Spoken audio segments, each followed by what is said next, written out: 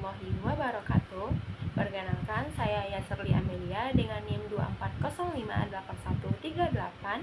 Pada kesempatan ini, saya akan mengajak semuanya untuk menyelami sebuah cerita.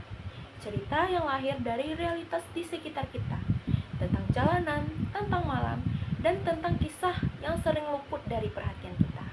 Mari dengarkan ceritanya. Malam Jumat, malam yang selalu punya cerita di Khatib Sulaiman.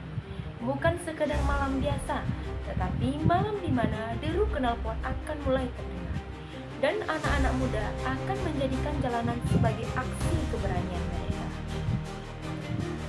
Pada awal malam, semuanya masih akan terlihat tenang.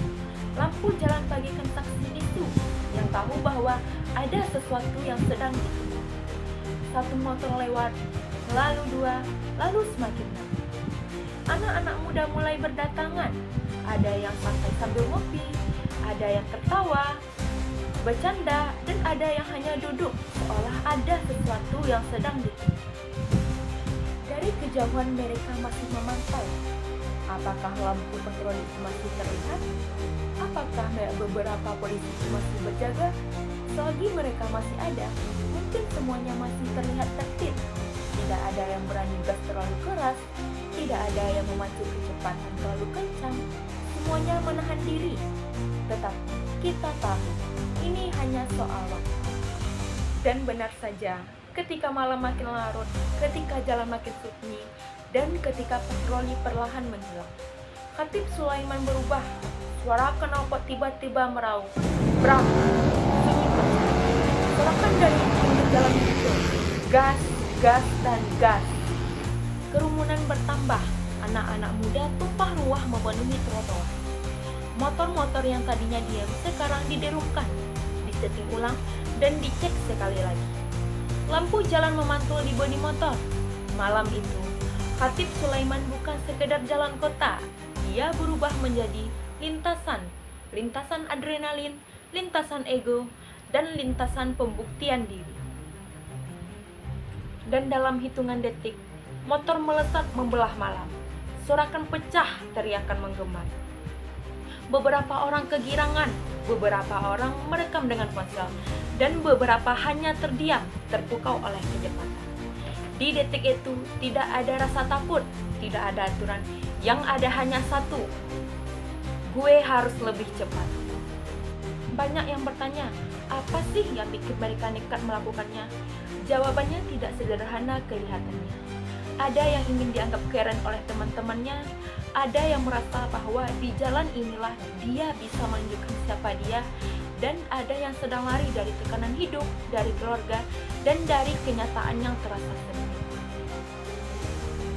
Dan bagi yang menonton, mereka datang karena penasaran, karena ingin melihat keberanian atau keserobohan di depan mata, atau karena ingin merasakan sensasi tanpa harus memegang senjata.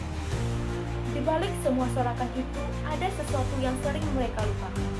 Balapan liar ini bukan soal siapa yang paling cepat, knalpot siapa yang paling keras, tetapi ada risiko, ada bahaya, dan ada nyawa. Satu kesalahan kecil, satu detik kehilangan kendali, bisa mengubah segalanya.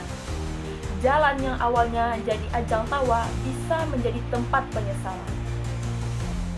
Di sisi lain, ada warga yang terbangun dari tidurnya, ada anak kecil yang menangis karena kaget, orang tua cemas, pengguna lain yang takut melintas.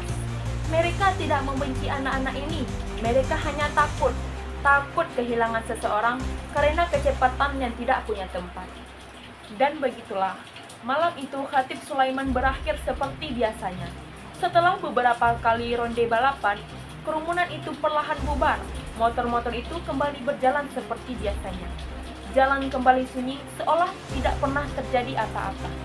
Tapi saya tahu, dan kalian juga tahu, bahwa esok malam, lusa, atau akhir pekan berikutnya, Khatib Sulaiman ini bisa menjadi panggung itu lagi.